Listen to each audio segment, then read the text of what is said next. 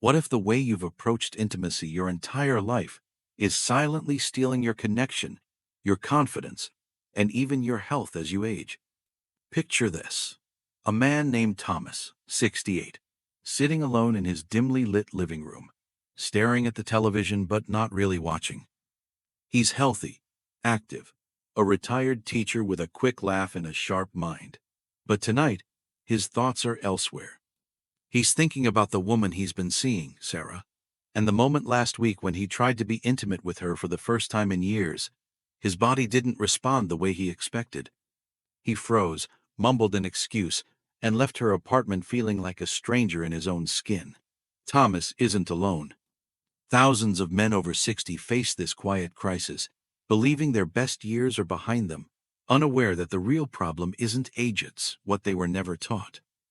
I'm Dr. Elizabeth Carter, a men's health specialist and intimacy counselor with over 25 years of experience.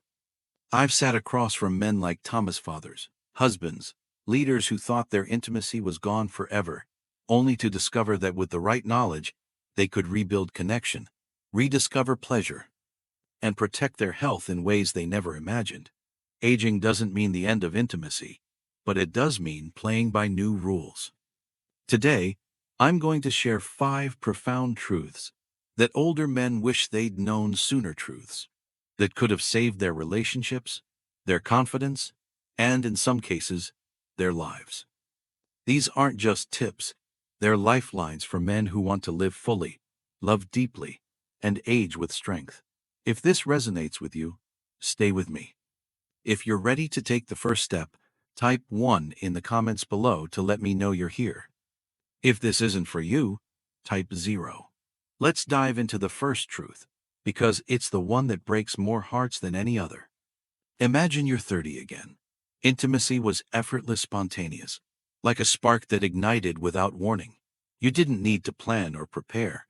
Desire and ability were one and the same. For many men, that spontaneity wasn't just excitement, it was proof of their vitality, their manhood. But fast forward to your 60s, and the game has changed. Your body doesn't respond like it used to, and the expectation that it should sets you up for disappointment. This is the first truth. Spontaneity after 60 is a myth, and clinging to it is a trap. Intimacy now requires intention, communication, and preparation, not because you're less of a man, but because you're wiser. Take Robert, a 71-year-old widower I met in my clinic. After losing his wife of 40 years, he started dating again. He met Linda, a vibrant woman who made him feel alive. One evening, they were close, and Robert, caught in the moment, tried to be intimate without preparation. His body didn't cooperate. He laughed it off, but inside, he was shattered. He avoided Linda for weeks, convinced he was past his prime.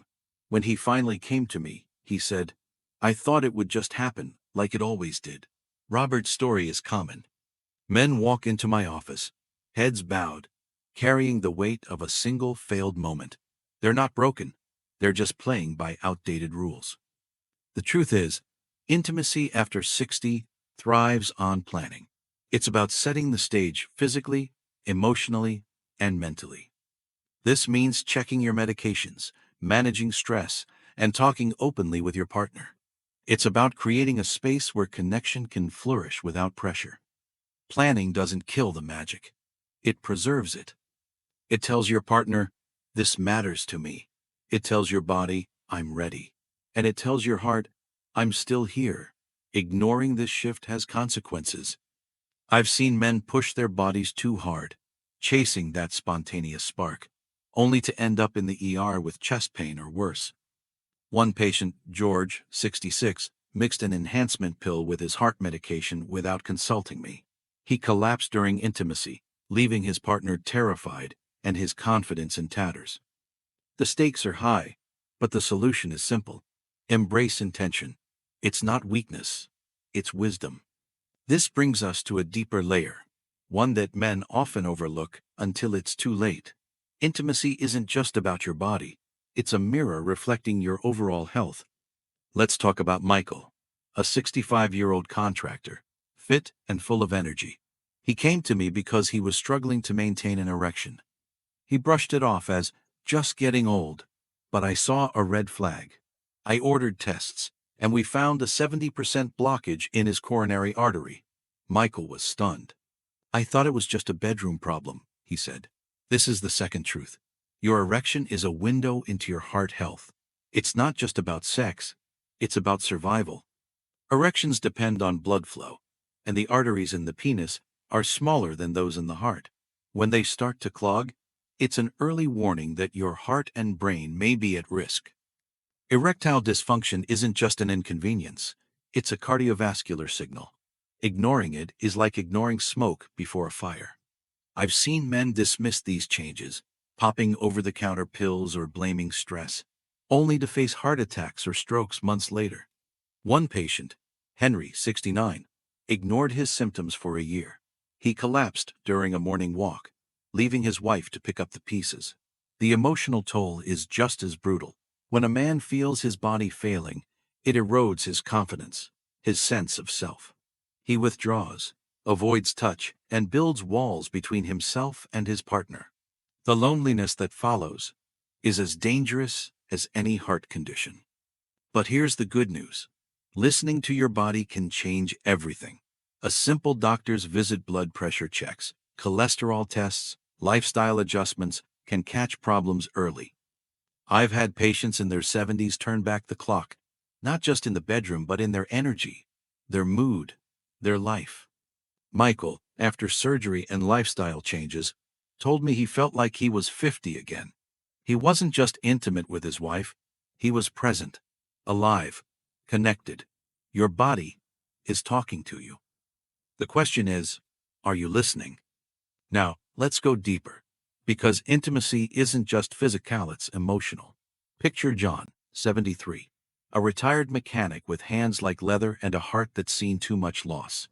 His wife passed 3 years ago, and since then, he's lived in silence. He came to me not for physical issues but because he felt empty. He said, I don't miss sex. I miss feeling close to someone. This is the third truth. Intimacy after 60 is emotional medicine, and without it, you're starving your soul. Physical touch, whether it's a partner's hand on yours or the warmth of a hug, releases oxytocin, dopamine, and serotonin. These chemicals don't just feel good. They lower stress, boost immunity, and protect your heart. When you lose that connection, your health suffers. I've seen men like John slide into depression, insomnia, even high blood pressure, not because of age, but because they're emotionally isolated. John told me he hadn't been touched in years, not a handshake, not a pat on the back. He was surviving. He wasn't living. The tragedy is, many men believe vulnerability is weakness. They convince themselves that needing closeness is for the young, that silence is strength, so they shut down.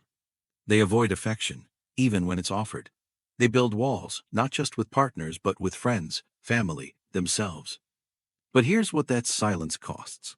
Higher cortisol, weaker immunity, and a brain that ages faster from loneliness. I've seen men in their 60s look a decade older, not because of wrinkles but because their eyes are hollow, their spirits dimmed by isolation. But it's not too late. Connection is a choice, and it starts with courage. For John, it began with a conversation. I encouraged him to join a community group, to talk to his daughter, to let himself feel. 6 months later, he was dating again, not for sex, but for laughter, for shared moments. He told me, I didn't realize how much I needed to be seen. Whether it's with a partner, a friend, or even yourself, through self-acceptance, emotional intimacy is as vital as any pill. It's the difference between surviving and thriving. This leads us to a hidden danger, one that creeps into men's lives when they feel disconnected. Let's talk about David, 70, a former salesman with a quick wit and a secret. For years, he'd turned to pornography when his marriage grew distant. It started as a curiosity, a way to feel something. But over time, it became a habit, then a crutch.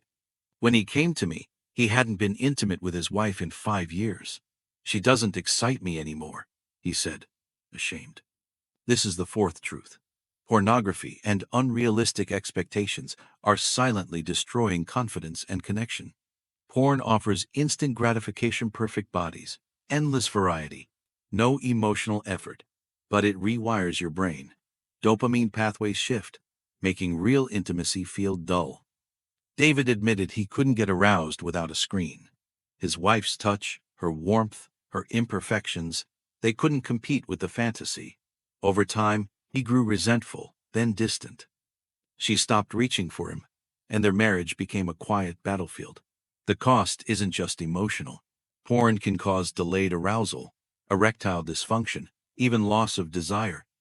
I've seen men spiral into shame, believing they're broken, when really, they've trained their brains to crave something fake. The damage goes deeper. Porn teaches you to expect novelty without vulnerability, pleasure without presence.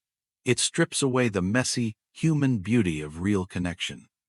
David told me he felt empty after every session, asking himself, why isn't this enough? He thought it was age, but it was addiction to a lie.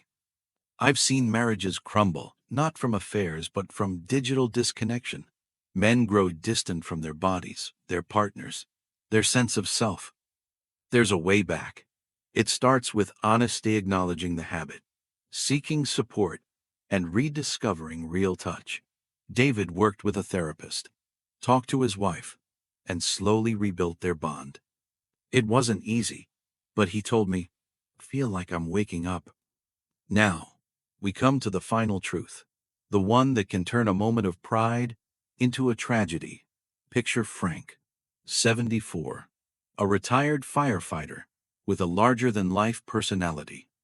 He'd started dating a woman who made him feel young.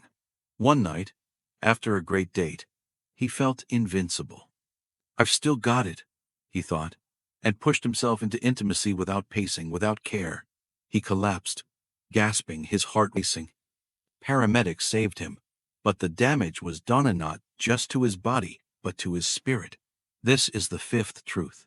The most dangerous time to have sex is when you feel you have something to prove.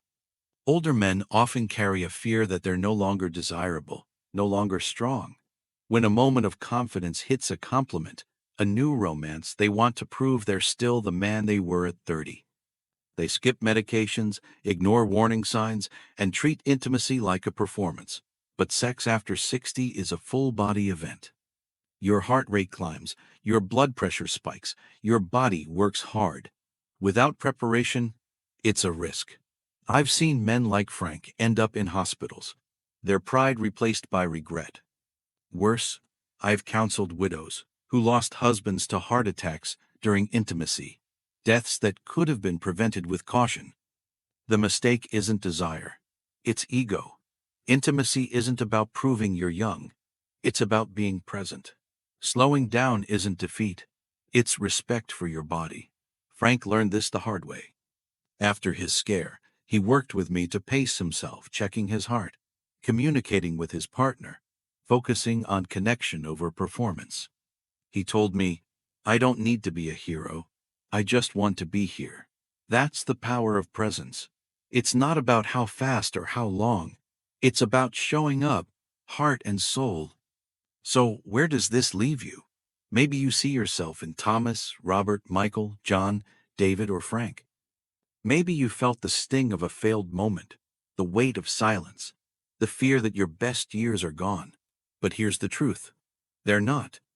You're still here, and your capacity for love, connection, and vitality is still alive. These 5 truths: intention over spontaneity, erections as health signals, intimacy as emotional medicine, the danger of porn, and the risk of proving yourself aren't just warnings. They're invitations to live differently, to age with strength, to love with courage. The hardest part of aging isn't the physical changes. It's the emotional toll of feeling invisible, uncertain, afraid to ask for help. Too many men believe they're alone, that their struggles are shameful. But you're not alone. Your body isn't betraying you. It's evolving. And with understanding, you can reclaim control, not just of your intimacy, but of your life. Talk to your partner. See your doctor. Open the conversation. Stop believing the lie that this chapter is over. It's just beginning.